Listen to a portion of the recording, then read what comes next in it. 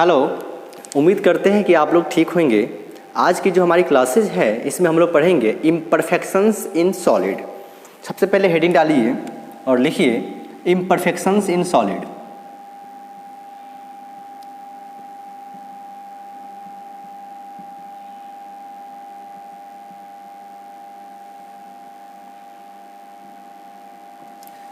अब imperfections in solid का क्या मतलब है?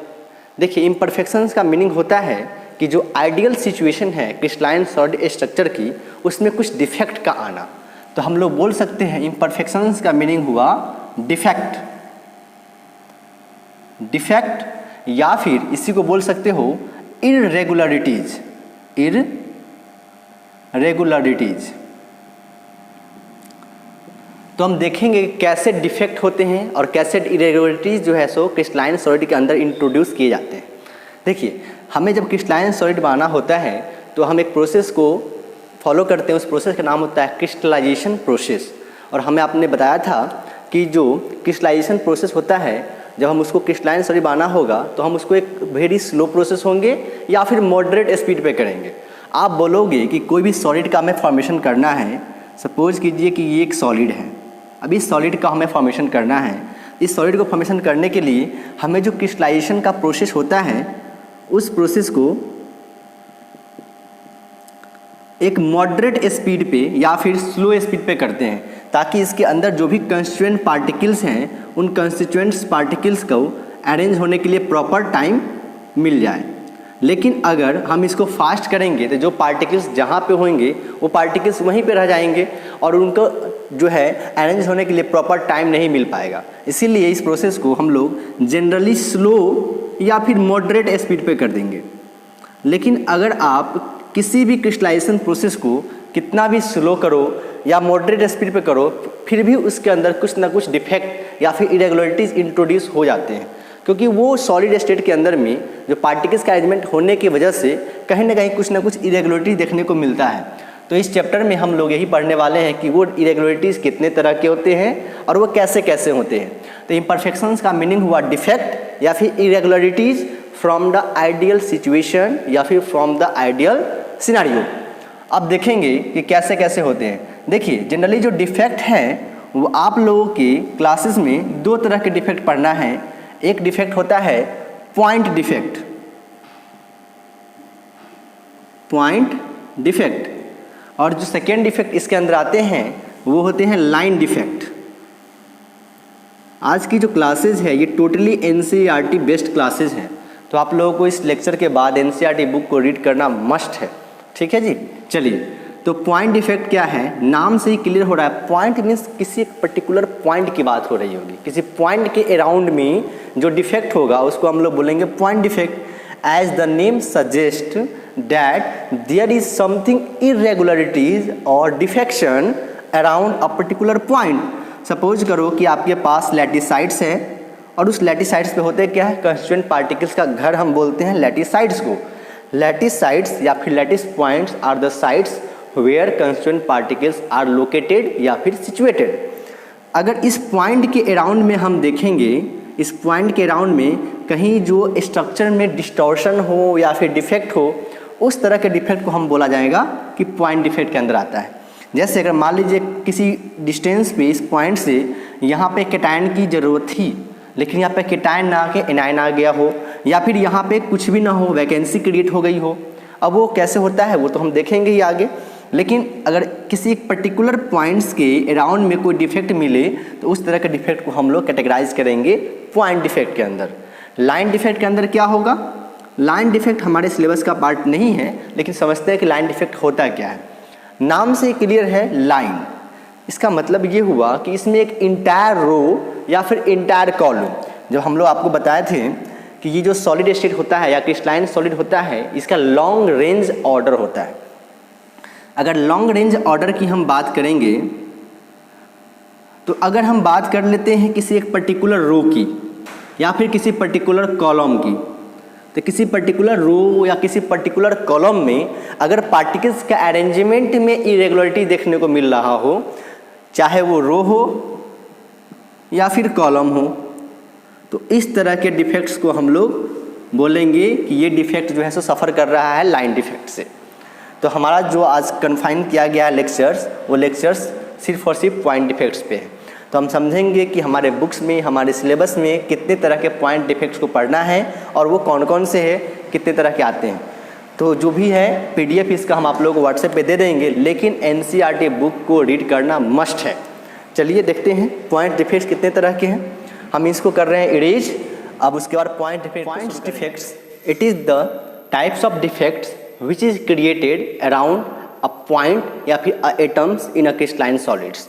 और लाइन डिफेक्ट्स की बात करेंगे तो एक इंटायर रो या फिर इंटायर कॉलम के अराउंड जो डिफेक्ट होता है उसको हम बोलेंगे लाइन डिफेक्ट्स। ये तो हमारे सिलेबस का पार्ट है नहीं, बस सिर्फ और सिर्फ इसमें डेफिनेशन जाना था जो हम लोग जान चुके हैं। तो हमारी जो भी स्टडीज़ होंगी वो सारे पॉइंट्स डिफेक्ट्स के ऊपर होने वाले हैं। तो पॉइंट्स डिफेक्ट्स को जो है वो 3 कैटेगरी में कैटेगराइज किया गया है, और वो है आपका जो फर्स्ट नंबर है, इसको हम लोग बोलते हैं स्टाइक्योमेट्रिक डिफेक्ट।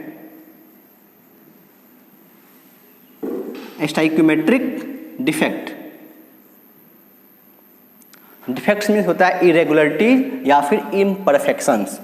जो सेकेंड टाइप है वो है इम्प्यूरिटी डिफेक्ट, इम्प्यूरिटी डिफेक्ट। और जो थर्ड टाइप है वो है non stoichiometric defect, non stoichiometric defect. बारी बारी से हम लोग इनको देखेंगे कि क्या होता है स्टाइक्योमेट्रिक डिफेक्ट, क्या है इम्प्यूरिटी डिफेक्ट, और कैसे समझेंगे हम लोग नॉन स्टाइक्योमेट्रिक डिफेक्ट को।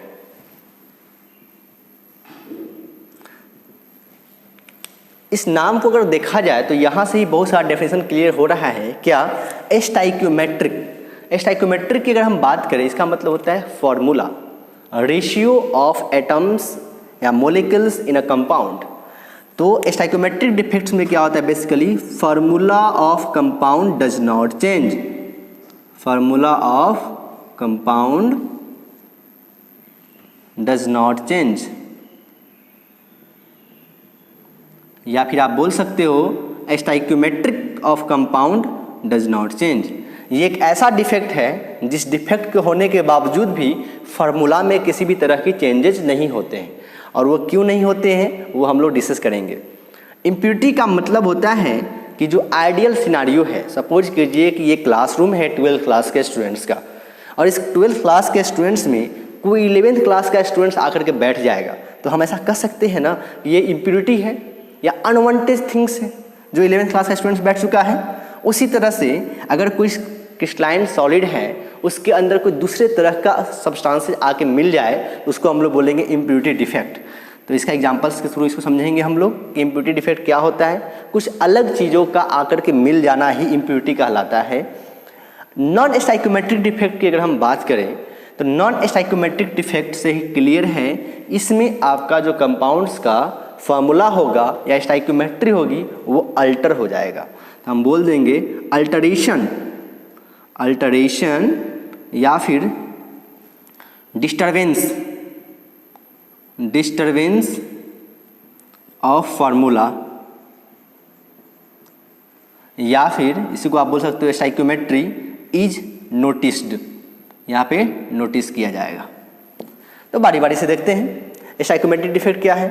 तो हम बोलेंगे डिफिनेशन के लिए stoichiometric defect is that type of point defect, क्योंकि एक पॉइंट डिफेक्ट का टाइप है इसलिए बोलेंगे stoichiometric defect is that type of point defect due to which formula और stoichiometry of compound does not get altered या फिर डज नॉट चेंज। तो पहले हम स्टाइक्योमेट्रिक को समझेंगे, फिर धीरे धीरे ग्रेजुअल इन चीज़ों को समझेंगे। स्टाइक्योमेट्रिक डिफेक्ट को 4 कैटेगरी में कैटेगराइज किया गया है, और वो कौन कौन से हैं उनको देखिए। एक बार हम स्टाइक्योमेट्रिक को समझ लेंगे, फिर हम लोग इम्प्यूरिटी की तरफ आएंगे।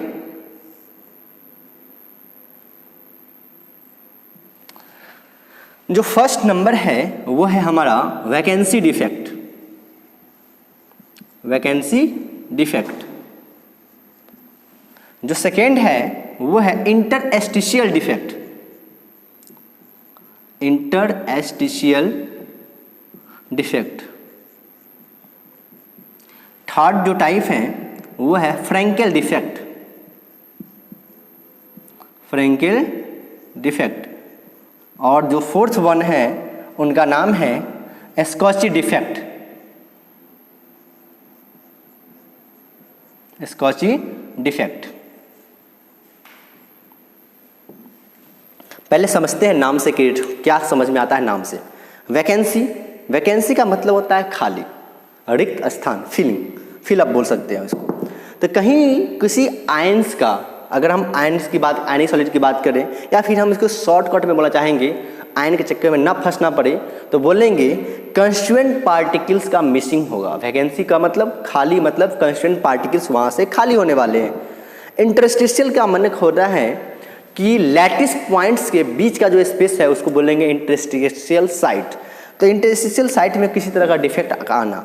और फ्रैंकेल और एस्कॉची क्या है इसको समझते हैं। तो पहले हम इनको कर रहे हैं इरेज करने से पहले मैं आप लोगों को क्लियर कर दूं कि जो ये डिफेक्ट्स है इसको दो कैटेगरी किया गया, point defect, line defect. Point defect को तीन कैटेगरी किया गया, stoichiometric, impurity and non stoichiometry. Line defect हमारे सिलेबस का पार्ट नहीं है, तो बोलेंगे कि नॉट इन सिलेबस या फिर सिलेबस का पार्ट नहीं है, बस सिर्फ डेफिनेशन जानना है इसको, इसलिए मैंने इसको क्रॉस किया। जब पॉइंट डिफेक्ट की बात करेंगे तो स्टाइक्योमेट्रिक डिफेक्ट, इसका हो गया चार्ट category, vacancy defect, interstitial defect, Frenkel defect and Schottky defect. एक बार हम इन चारों को पढ़ लेंगे, फिर से हम आएंगे इम्प्योरिटी डिफेक्ट पे और नॉन स्टाइक्योमेट्रिक डिफेक्ट पे। तो पहले हम हेडिंग डालते हैं वैकेंसी डिफेक्ट, और वैकेंसी डिफेक्ट को समझेंगे। चलिए देख, स्टाइक्योमेट्रिक डिफेक्ट की हम बात करेंगे तो स्टाइक्योमेट्रिक डिफेक्ट्स को ही इंट्रिंसिक या फिर थर्मोडायनेमिक डिफेक्ट्स कहा जाता है। थर्मोडायनेमिक डिफेक्ट या फिर इंट्रिंसिक डिफेक्ट क्यों कहा जाता है? थर्मोडायनेमिक्स का मतलब ये होता है कि ये डिफेक्ट कहीं ना कहीं हीट से रिलेटेड है। इसका मतलब ये हुआ कि अगर आप इस सब्सटेंस को हीट दोगे, हीटअप करोगे ना, इसमें डिफेक्ट्स आपको देखने को मिलेंगे, इसीलिए इसका नाम पड़ा हुआ है थर्मोडायनेमिक डिफेक्ट्स। इंट्रिंसिक के मीन्स उसके अंदर की कुछ प्रॉपर्टीज में छेड़छाड़ हुआ है, हेरा फेरी हुआ, इसीलिए इसका नाम पड़ा हुआ है इंट्रिंसिक डिफेक्ट। तो इसको हमने किया चार कैटेगरी में, vacancy defect, interstitial defect, Frenkel defect and Schottky defects. यहाँ पे हम लोग डेफिनेशन या और भी चीज़ें नहीं लिख रहे हैं, हम आपको सिर्फ समझाने की कोशिश कर रहे हैं, बिकॉज जो भी डेफिनेशन का पार्ट है या फिर पॉइंट्स है वो सब आपको PDF के फॉर्मेट में आपके व्हाट्सएप पे मिल जाएंगे। ठीक है जी। और NCERT बुक को रीड करना एकदम नेसेसरी है। आप NCERT का ही ये सेशन ले रहे हैं हम लोग, तो NCERT बुक को जरूर रीड करिए। पहले इस लेक्चर को देखिए, उसके बाद NCERT बुक को रीड करिए। चलिए देखते हैं वैकेंसी डिफेक्ट। वैकेंसी डिफेक्ट्स नाम से ही क्लियर है कि कहीं ना कहीं वैकेंसी का क्रिएशन हो रहा है, वैकेंसी वहाँ पे उत्पन्न हो रही है, क्रिएट हो रही है। कैसे होगी? सो देखिए, सबसे पहले मैं आपको ये क्लियर कर दूँ कि ये जो वैकेंसी डिफेक्ट है या फिर इंटरस्टिशियल डिफेक्ट है, ये दोनों defect non ionic substance, non ionic substance कर लीजिए या सॉलिड, ये लोग इसको शो करेंगे। Non ionic solids show vacancy defect as well as interstitial defect. और ये जो फ्रैंकेल डिफेक्ट है या एस्कॉची डिफेक्ट है, ये जो हैं वो शो किए जाते हैं आयनिक सॉलिड के द्वारा या फिर आयनिक सब्सटेंस के द्वारा। ठीक है, चलिए अब बात करेंगे वैकेंसी डिफेक्ट्स के लिए। हम आपको बताए थे कि जो क्रिस्टलाइन सॉलिड्स होता है उनका लॉन्ग रेंज ऑर्डर होता है। तो लॉन्ग रेंज ऑर्डर में हम यहाँ पे एक एग्जांपल से पिक्चर के थ्रू आपको समझाना चाहते हैं कि ये आपका एक क्रिस्टलाइन सॉलिड है, ऐसा मान के चलिए। और इसमें ये जो चीज़ें हैं, ये इसका लैटिस पॉइंट्स है, जो हम सर्कल बना रहे हैं ये लैटिस पॉइंट्स है। लैटिस पॉइंट्स क्या होता है, ये सब चीज़ें आपको बहुत अच्छे से पता है कि लैटिस पॉइंट्स बेसिकली जगह होता है जहाँ पे कंस्टिट्यूएंट पार्टिकल्स क्या करते हैं, लोकेट किए जाते हैं या फिर सिचुएटेड होते हैं। तो यहाँ पे जितने भी हम सर्कल बनाए हैं वो सारे सर्कल आपको दिखा रहे हैं लैटिस पॉइंट्स को या फिर लैटिस साइड्स को। हम इनको क्रॉस कर देते हैं ब्लू कलर से ताकि आपको थोड़ा और विजुअलाइजेशन हो सके। चलिए, ये जो जितने भी सर्कल के अंदर क्रॉस किया हुआ है वो सब लैटिस पॉइंट्स हैं। Lattice points are basically the sites where constituent particles are located. लेकिन इस लैटिस पॉइंट्स के बीच में आपको कुछ स्पेस खाली दिख रहा होगा, इन सभी स्पेस को हम लोग बोलते हैं इंटरस्टिशियल साइट्स। क्या बोलेंगे इसको? Interstitial sites. चलिए, अब होगा क्या कि किसी एक लैटिस पॉइंट से, सपोज कीजिए कि ये बीच वाला जो लैटिस पॉइंट है, यहाँ से कंस्टिट्यूएंट पार्टिकल्स का मिसिंग हो जाना, यहाँ से कंस्टिट्यूएंट पार्टिकल मिस कर गया, तो मिस जब यहाँ से करेगा, खो जाएगा, तो यहाँ पे क्या हो रही है, वैकेंसी क्रिएट हो रही है। ये जगह जो हो गई इसको क्या हो गई, खाली हो गई। तो यहाँ पे क्या हो गई, वैकेंसी क्रिएट हो गई, vacancy created due to the missing of constituent particles, vacancy is created at the lattice points. और इस तरह के डिफेक्ट्स को हम लोग बोलेंगे वैकेंसी डिफेक्ट्स। तो कहीं ना कहीं एक पॉइंट का है, पॉइंट के अराउंड ही हुआ है, इसीलिए पॉइंट का भी एक एग्जाम्पल्स है और स्टाइकोमेट्रिक का भी एग्जाम्पल है। चलिए अब देखते हैं कि इसकी वजह से क्या क्या डिस्टर्बेंस होने वाला है। ये वॉल्यूम क्या घटा, नहीं घटा, क्यों, क्योंकि हमने ये सैंपल लिया है, इसकी वॉल्यूम अभी भी उतनी है जितनी पहले थी, ठीक है। मास का घटा, क्यों, क्योंकि पहले यहाँ पे पार्टिकल्स प्रेजेंट था, अब फाइनल सिनारियो में यहाँ पर पार्टिकल्स प्रेजेंट नहीं है, तो हम बोलेंगे कि यहाँ से मास जो है सो डिक्रीज कर गया सैंपल का। अगर हम डेंसिटी की बात करेंगे तो डेंसिटी क्या हो जाएगा, डेंसिटी जो है होता है मास पर यूनिट वॉल्यूम। तो वॉल्यूम तो रिमेन्स कांस्टेंट है बट मास का घट गया, इसका मतलब क्या हो गई, डेंसिटी आपका घट जाएगा। Due to vacancy defect density of solid substances gets decreases, तो इसकी वजह से क्या हो गई, डेंसिटी इसकी घट गई। ये चीज़ें हैं। और इस तरह का जो डिफेक्ट है वो जनरली आपको देखने को कब मिलेगा, जब आप सब्सटेंस को हीट करोगे, इसीलिए नाम पड़ा हुआ है थर्मोडायनेमिक डिफेक्ट। तो ये जो डिफेक्ट है इसमें बेसिकली क्या होता है, कंस्टिट्यूएंट पार्टिकल्स अपने लैटिस पॉइंट से मिस कर जाते हैं, जिसकी वजह से लैटिस पॉइंट पे वैकेंसी क्रिएट हो आती है और इसके रिजल्ट्स में उसकी डेंसिटी घट जाएगा और इस तरह के डिफेक्ट्स को हम लोग बोलेंगे वैकेंसी डिफेक्ट। अब हम बात करेंगे इंटरस्टिशियल डिफेक्ट की। और ये वैकेंसी डिफेक्ट हो या फिर इंटरस्टिशियल डिफेक्ट हो, दोनों डिफेक्ट कौन से करेंगे, नॉन आयनिक सब्सटेंसेस, जो सब्सटेंस आयनिक नहीं है। चलिए अब बात करेंगे इंटरस्टिशियल की। तो इंटरस्टिशियल के केस में क्या होने वाला है, हमने आपको बताया कि ये लैटिस पॉइंट है, लैटिस पॉइंट है, लैटिस पॉइंट है, यहाँ पे भी लैटिस पॉइंट है, यहाँ पे लैटिस पॉइंट था, अब वो मिस कर गया हुआ है, यह लैटिस पॉइंट है। दो लैटिस पॉइंट या फिर एडजेसेंट लैटिस पॉइंट के बीच का जो जगह है उसको हम लोग बोलेंगे इंटरस्टिशियल साइट। तो आइए देखते हैं, इसको भी हम एक पिक्चर के थ्रू समझेंगे। सपोज करो कि ये आपके पास लैटिस पॉइंट्स का अरेंजमेंट है और इस तरह से कंस्टिट्यूएंट पार्टिकल्स अरेंज किया गया है सब्सटेंस के अंदर। हम इसको क्रॉस मार्क कर देते हैं ताकि और अच्छे से समझ में आए। चलिए, और इसके बीच में ये क्या है, इंटरस्टिशियल साइट, ये क्या है, इंटरस्टिशियल साइट।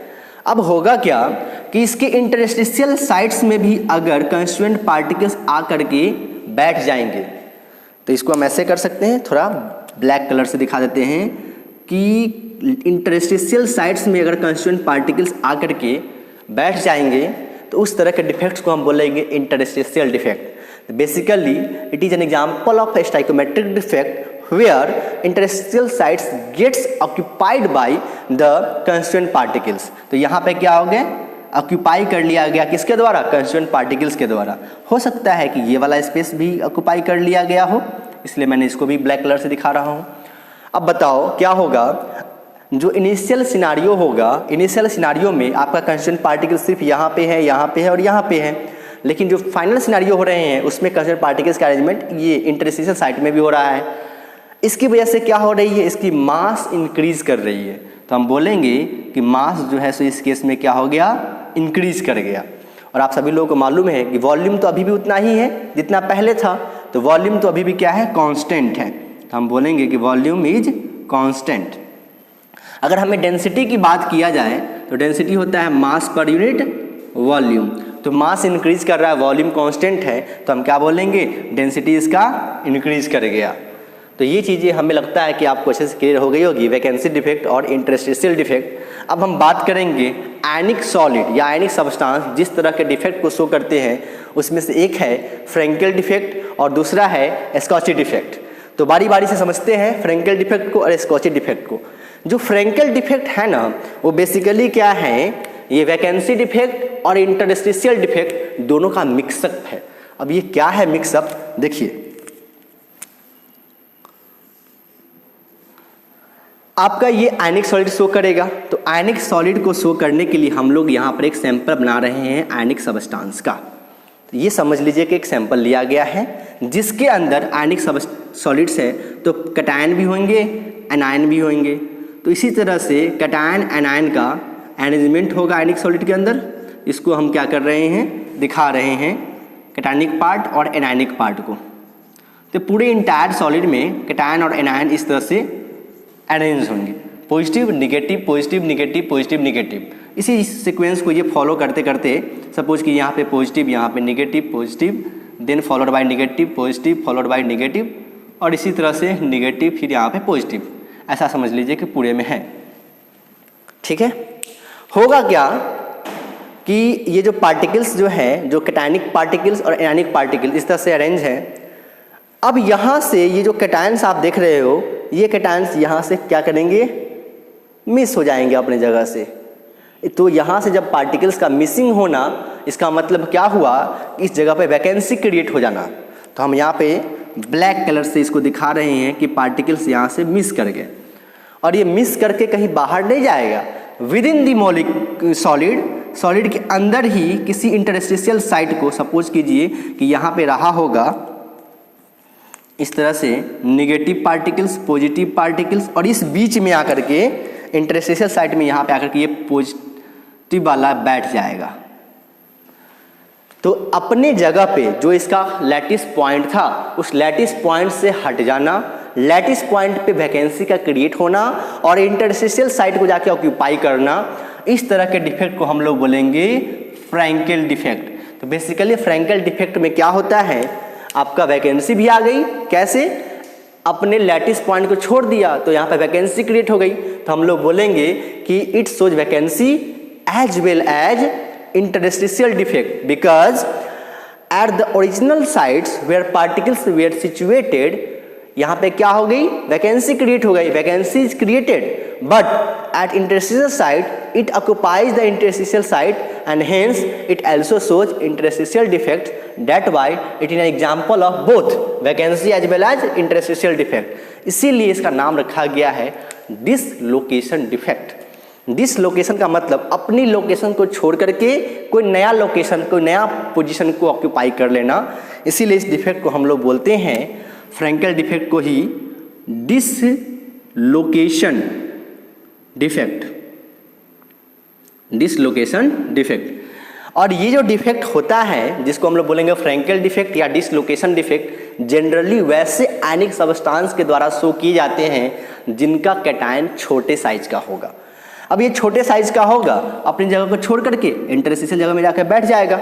इसका एग्जांपल्स की अगर हम बात करेंगे तो बात कर लेते हैं जिंक सल्फाइड, सिल्वर का क्लोराइड, ब्रोमाइड, आयोडाइड। तो AgCl, AgBr एंड AgI, ये सारे जो हैं वो सब लोग क्या शो करेंगे, फ्रैंकेल डिफेक्ट या फिर आपका डिसलोकेशन डिफेक्ट भी आप इसको कह सकते हो। तो ये सब चीज़ शो किया जाता है किसके द्वारा, आयनिक सबस्टांस के द्वारा। और एक और एग्जांपल है जो है एस्कॉची डिफेक्ट। अब इसको समझते हैं एस्कॉची डिफेक्ट्स में क्या होता है। इसके लिए हम लोग करना पड़ेगा, पहले इसको इरेज करते हैं तो देखिए, उसके बाद समझेंगे एस्कॉची डिफेक्ट्स को। ओके, चलिए देखिए एस्कॉची डिफेक्ट। एस्कॉची डिफेक्ट्स क्या होता है, एस्कॉची डिफेक्ट्स जो है सो आयनिक सबस्टांस के द्वारा शो किया जाएगा। आयनिक सबस्टांस में होते क्या है, कैटायनिक पार्ट, एनायनिक पार्ट। इस तरह से कैटायनिक पार्ट, एनायनिक पार्ट का अरेंजमेंट होगा। लेकिन जब इसमें एस्कॉची डिफेक्ट्स इंट्रोड्यूस होगा तो पेयर ऑफ आयंस का मिसिंग होगा। जैसे यहाँ पर निगेटिव था, पॉजिटिव होगा, फिर निगेटिव होगा, तो यहाँ से पॉजिटिव वाला क्या हो गया, मिस कर गया। लेकिन पॉजिटिव, अगर एक पॉजिटिव आयंस का मिसिंग होगा तो एक निगेटिव आयंस का भी मिसिंग होगा कहीं ना कहीं से। इस तरह से क्या होता है कि pair of ions get missing. तो यहाँ पे पेयर ऑफ आयंस क्या हो गए, मिस कर गए। इसकी वजह से इसकी न्यूट्रलिटी पे कोई फर्क नहीं पड़ता है, इसके स्टाइकोमेट्रिक पे कोई फर्क नहीं पड़ता है। तो हम बोलेंगे यहाँ पे पेयर ऑफ आयंस मिसिंग। देख सकते हो आप, इस तरह का जो डिफेक्ट होता है उसको हम बोलेंगे स्कॉची डिफेक्ट। ये डिफेक्ट जनरली शो किए जाते हैं वैसे आयनिक सब्सटेंस में जिसमें कैटायंस और एनायंस जो होते हैं ऑलमोस्ट सिमिलर साइज के होते हैं। अगर इसका एग्जांपल्स की बात करें तो हम बोल सकते हैं sodium chloride, caesium chloride, potassium chloride, silver bromide. अब आप बोलोगे सिल्वर ब्रोमाइड जो था वो तो फ्रैंकेल डिफेक्ट में भी था और सिल्वर ब्रोमाइड स्कॉची डिफेक्ट में भी है। मैं बोलूँगा जी हाँ बिल्कुल। तो ध्यान रखिएगा इस चीज़ को कि सिल्वर ब्रोमाइड जो है वो फ्रैंकेल डिफेक्ट को भी शो करेगा और सिल्वर ब्रोमाइड स्कॉची डिफेक्ट को भी शो करेगा। और आप लोगों को करना क्या है, एनसीईआरटी बुक को मस्ट है रीड करना। अब हमने ये क्या किया, स्टाइकोमेट्रिक डिफेक्ट को पूरा कंप्लीट किया। इसके बाद हम आएंगे इम्प्योरिटी डिफेक्ट पे और सेकेंड टाइप जो है हमारा इम्प्योरिटी डिफेक्ट है उसको देखेंगे। फिर हम लोग मूव करेंगे नॉन स्टाइकोमेट्रिक डिफेक्ट की तरफ। तो चलिए देखते हैं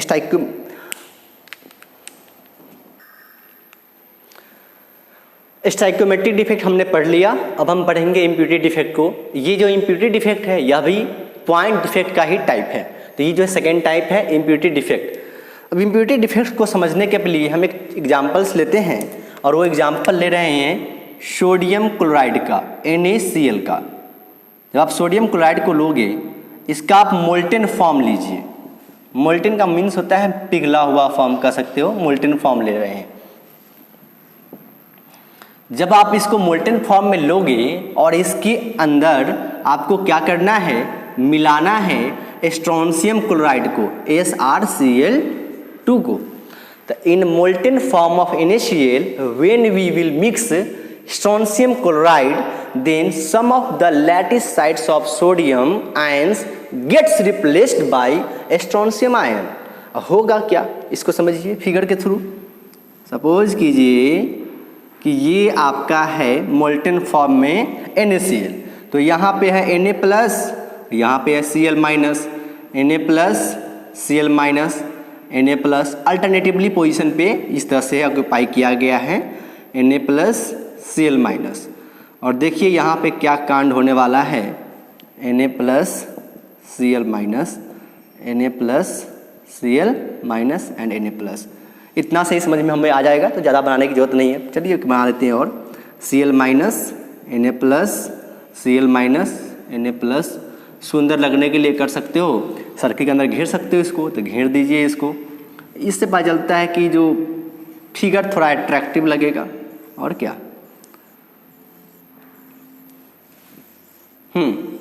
तो अब देखिए क्या होने वाला है। ये हमने लिया NaCl का सैंपल। अब इस NaCl के सैंपल में लिख देते हैं sample of molten NaCl sodium chloride. हमें करना क्या है, इसमें स्ट्रोंशियम क्लोराइड को मिक्स करना है, SrCl2। आप सभी लोगों को मालूम ही होगा, बचपन क्लास में पढ़े होंगे, स्ट्रोंशियम क्लोराइड में Sr2 प्लस होता है और Cl माइनस होता है। देखिए होगा क्या, Na पे 1 पॉजिटिवली चार्ज है, Sr पे 2 पॉजिटिवली चार्ज है। जब आप स्ट्रोंशियम क्लोराइड को इसमें मिक्स करोगे तो होगा यूं कि एक Na प्लस तो यहाँ से रिप्लेस हो जाएंगे, साथ ही साथ एक और Na प्लस यहाँ से रिप्लेस हो जाएंगे। जरूरी नहीं कि यहीं से होगा, अगल बगल से कहीं से भी हो सकता है।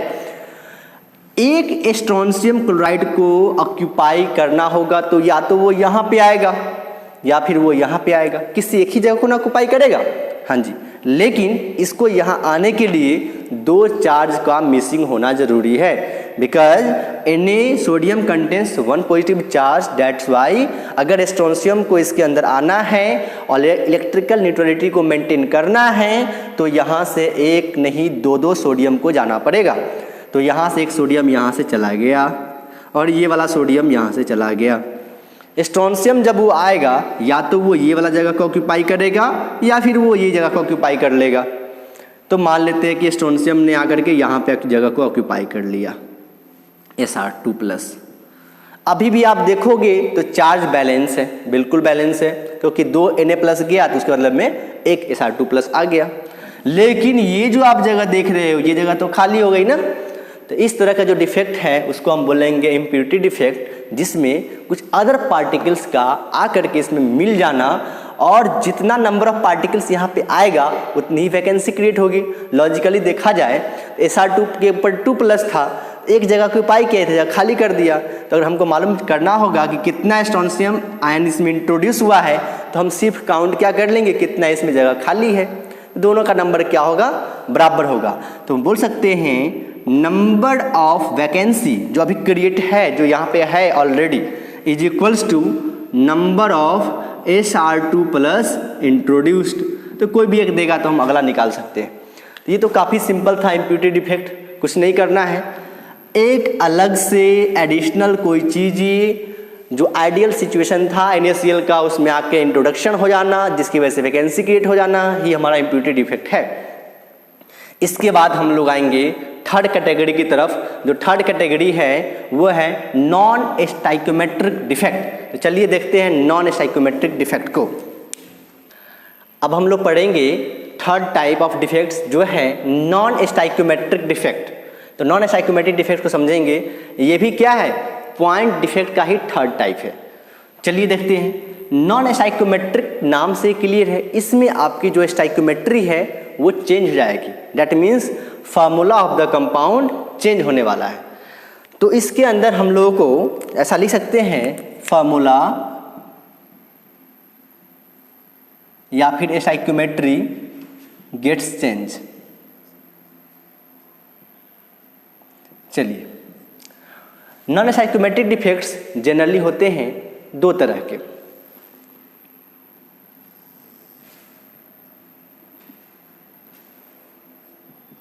एक जो है हमारा मेटल एक्सेस डिफेक्ट और दूसरा होता है मेटल डेफिशिएंसी डिफेक्ट। तो मेटल एक्सेस डिफेक्ट यहां पे लिख रहे हैं हम, मेटल एक्सेस डिफेक्ट,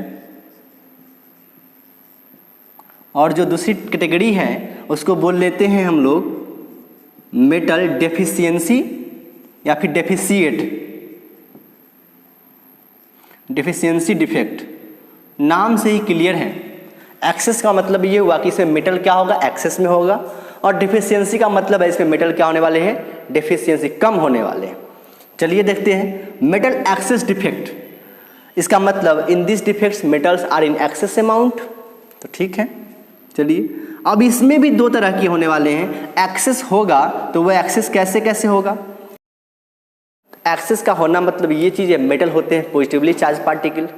इसका मतलब metal excess defect due to anionic vacancy. Anionic vacancy काफ़ी इंपॉर्टेंट है ये डिफेक्ट। और एक हम बोल सकते हैं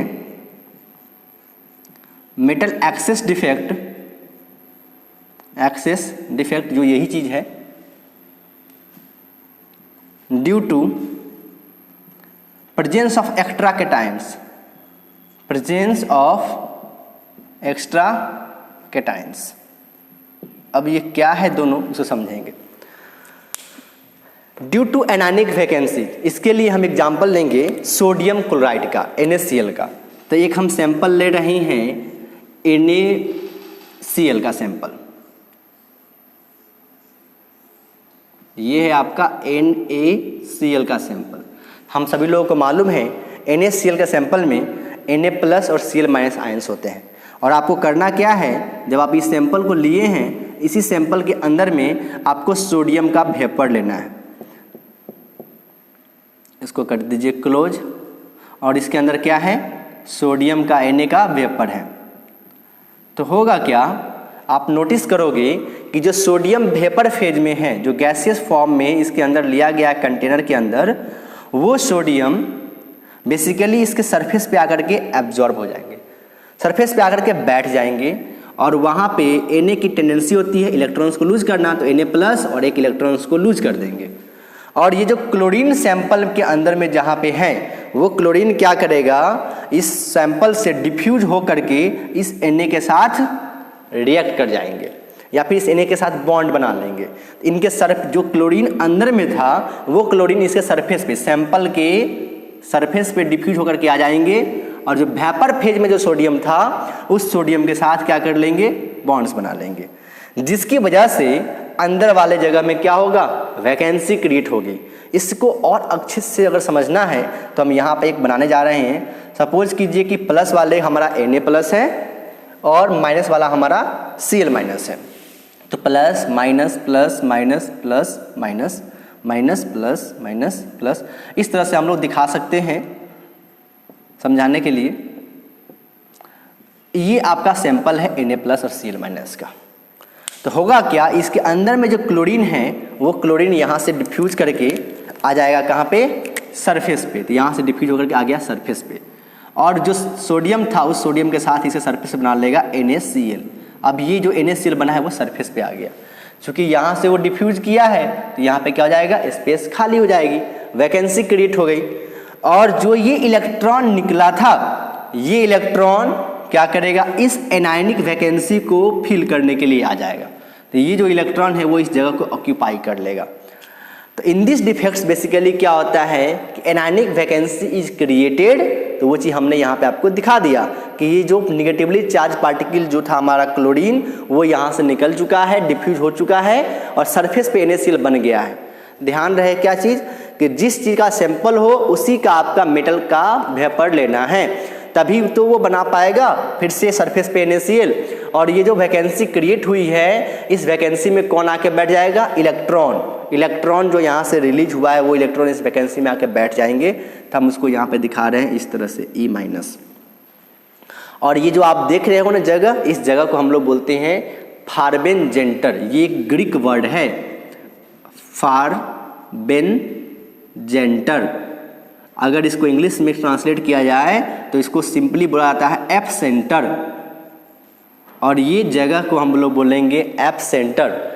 और इसी की वजह से आपको कलर आती है। तो हम लोग बोलेंगे एप सेंटर इज रिस्पॉन्सिबल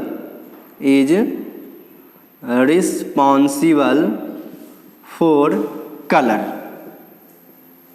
या फिर बोल सकते हैं app centre imparts colour in the solid substances.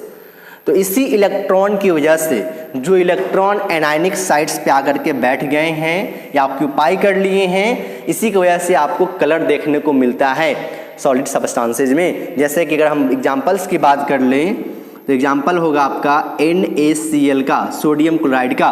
तो सोडियम क्लोराइड का कलर कैसा होता है, येलो कलर। तो ये जो येलो कलर है वो बेसिकली होगा कैसे, यहाँ पर जो इलेक्ट्रॉन्स है, इस इलेक्ट्रॉन्स पे जब विजुअल लाइट पड़ेगा, तो इलेक्ट्रॉन्स पर जब विजुअल लाइट पड़ता है तो उसके अंदर एनर्जी आती है, उस एनर्जी की वजह से ये रेडिएशन छोड़ेगा। ठीक है जी, तो ये आप लोगों को पढ़ना है, मॉडर्न फिजिक्स में पढ़ेंगे। तो इलेक्ट्रॉन्स एक्साइटेड फॉर्म में जाकर के जब छोड़ेंगे वहाँ से रेडिएशंस को, उसी चीज़ के कारण कलर आती है। और ये जो NaCl कलर होगा वो येलो कलर का होगा। अगर आप बात करोगे लिथियम क्लोराइड की, LiCl का, तो इसका कलर होता है पिंक कलर। किस कलर का होगा, पिंक कलर। फिर एक और एग्जाम्पल हम ले लेते हैं, वो एग्जाम्पल है आपका पोटेशियम क्लोराइड KCl। KCl का अगर हम बात करेंगे तो KCl कलर होता है वायलेट कलर, या फिर आप इसको बोल सकते हो लिलैक, लिली के जैसे कलर, इसे लिलैक कलर। तो ये जो कलर आते हैं ना, वो कलर बेसिकली आते हैं एप सेंटर की वजह से। और एप सेंटर हुआ क्या है, बेसिकली जो एप सेंटर है वह एनायनिक वैकेंसी था, जिस एनायनिक वैकेंसी को इलेक्ट्रॉन्स क्या कर रहे हैं, ऑक्यूपाई कर रहे हैं। तो ये जो है सब क्वेश्चन पूछा हुआ भी है एक बार IITs वगैरह में। तो इसको क्या करना, अच्छे से NCERT बुक से रीड करना है, समझना है कि कलर कैसे आयनिक सब्सटेंसेज में आते हैं, उसका क्या रीजन है, एप सेंटर क्या होता है, किस तरह से एनायनिक वैकेंसी क्रिएट हुई है। अभी हमने पढ़ा है metal excess defect due to anionic vacancy. अब हमारा जो इसी मेटल एक्सेस डिफेक्ट का ही सेकेंड टाइप है, metal excess defect due to presence of extra cation. तो ये कोई नया चीज़ नहीं है। चाहो तो आप एनायन को कम कर दो तब पर भी मेटल एक्सेस में चले जाएंगे, चाहो तो आप कैटायन को बढ़ा दो तब पर भी मेटल एक्सेस में चले जाएंगे। अगर इसका एग्जांपल से आप समझोगे तो ऐसा समझ लीजिए कि जिंक ऑक्साइड, अगर इसकी स्टोइकियोमेट्रिक की हम बात करें तो एक जिंक है तो एक ऑक्सीजन है। रेशियो बात करेंगे एटम की तो 1:1 का रेशियो है। अब करना क्या है, इसको हीट कीजिए। इसको हीट करने की वजह से आपको, अभी हम बात कर रहे हैं metal excess defect due to presence of extra cation, तो बनेगा क्या, Zn2+, और यहाँ से ऑक्सीजन आपका रिलीज हो जाएगा। ठीक है, ऑक्सीजन यहाँ से इवॉल्व करके रिलीज हो गए, इवोल्यूशन ऑफ ऑक्सीजन। और चूंकि चार्ज को तो बैलेंस करना पड़ेगा, 2 पॉजिटिवली चार्ज, तो यहाँ पर 2 इलेक्ट्रॉन्स लगाना पड़ेगा, तो 2 इलेक्ट्रॉन्स। अगर इसको बैलेंस करना चाहेंगे तो एक जिंक है, यहाँ पे भी एक जिंक, ऑक्सीजन यहाँ पे 2 है, तो हम यहाँ पे हाफ से मल्टीप्लाई कर देते हैं। अब ये रिएक्शन हो गया हमारा बैलेंस रिएक्शन। तो होगा क्या कि जब आप जिंक ऑक्साइड के सैंपल को, जिंक ऑक्साइड को हीट करते हैं तो यहाँ से ऑक्सीजन रिलीज हो जाएंगे, और ये जो ऑक्सीजन रिलीज होते हैं ये कहाँ से होगा, जिंक ऑक्साइड के सैंपल से ही होगा। इसकी वजह से यहाँ पर ऑक्सीजन दैट मीन्स कि एनायनिक पार्ट की कमी आ जाती है, या फिर हम ऐसे बोल सकते हो कि जिंक जो कैटायनिक पार्ट है वो बढ़ जाएगा। तो पहले जो रेशियो था 1:1 का रेशियो, अब वो रेशियो नहीं रहेगा। अब ये रेशियो क्या होगी, जिंक की रेशियो बढ़ जाएगी, ऑक्सीजन की रेशियो घट जाएगी। इसी को मैथमेटिकली दिखाने के लिए हम कह सकते हैं कि कुछ फ्रैक्शन जो है वो ऑक्सीजन यहाँ से रिलीज कर गया।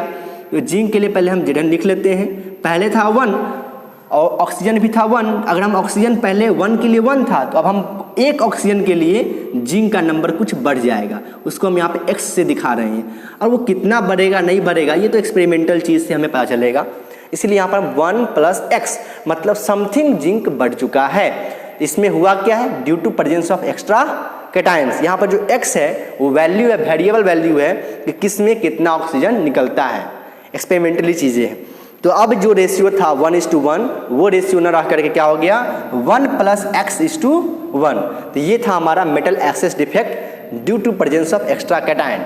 जो हमारा अगला एग्जाम्पल है नॉन स्टाइकोमेट्रिक डिफेक्ट्स की, वो है मेटल डेफिशिएंसी डिफेक्ट। डेफिशिएंसी की मतलब होती है कमी, इसका मतलब इसमें अब मेटल की कमी होगी, और एक्सेस का मतलब होता है ज़्यादा। इसमें ज़्यादा था, आपने देखा ही है, यहाँ पे भी ज़्यादा आ गया वेपर से, और यहाँ पे भी क्या हो गया, ऑक्सीजन कम होने की वजह से मेटल बढ़ गए। अब डेफिशिएंसी कैसे होगा, देखिए जनरली जो हम नोटिस किए हैं या आप लोग पढ़ोगे तो महसूस करोगे कि जो डेफिशिएंसी होता कब है, जब कोई मेटल आयन वेरिएबल वैलेंसी को शो करेंगे। इसको भी एग्जाम्पल समझेंगे, बहुत ही अच्छे से एग्जाम्पल है। अगर हम बात कर लेते हैं आयरन की ऑक्साइड की, FeO, इसको बोलते हैं फेरस ऑक्साइड। अगर इसको देखा जाए तो फॉर्मूले की वाइज अगर देखेंगे तो हमें मालूम चलेगा एक आयरन का आइटम है, एक ऑक्सीजन का आइटम है, दैट मीन्स 1:1 का रेशियो है कंपाउंड में।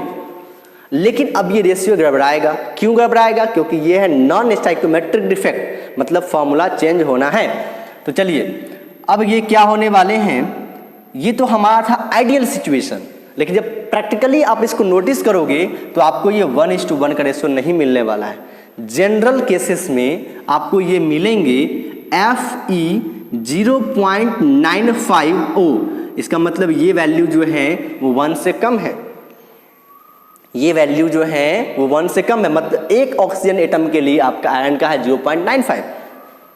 तो कहीं ना कहीं इसकी स्टाइकोमेट्रिक फार्मूला गड़बड़ाई कि नहीं गड़बड़ाई, इसीलिए इसको बोलेंगे नॉन स्टाइकोमेट्रिक डिफेक्ट। और ये होता क्यों है, ये तो हम आपको जनरल केस में बताए हैं, लेकिन इसका रेंज लाइज करता है, और वो जो रेंज होता है वो रेंज है 0.93 से लेकर के 0.96, ये आयरन एटम के लिए और O। अब ये होने का रीजन क्या, देखिए होता यूँ है बेसिकली कि आयरन की होती है 2 वैलेंसी, एक होता है 2+ और एक होता है 3+। इसको हम लोग बोलते हैं फेरस, और नीचे वाले को जो 3+ है इसको हम लोग बोलेंगे फेरिक। अभी हमारा लास्ट टाइप ऑफ डिफेक्ट है, ये है मेटल डेफिशिएंसी डिफेक्ट। ये आता किसके अंदर, नॉन स्टाइकोमेट्रिक डिफेक्ट का ही एक टाइप है मेटल डेफिशिएंसी डिफेक्ट। डेफिशिएंसी से मतलब है हमारा कमी, मीन्स ये इस डिफेक्ट में हमें मेटल एटम्स की कमी होने वाली है। सबसे पहले इसको समझेंगे एक एग्जाम्पल से। जो एग्जाम्पल है हमें दिया गया बुक्स में आयरन ऑक्साइड का एग्जाम्पल FeO, इसमें क्या है Fe2+ है और O2- है। इनका जो रेशियो है वो 1:1 का रेशियो है, जैसा कि आप देख सकते हो। लेकिन ये जो रेशियो है वो हमें थियोरेटिकल देखने को रेशियो मिलता है 1:1 का रेशियो।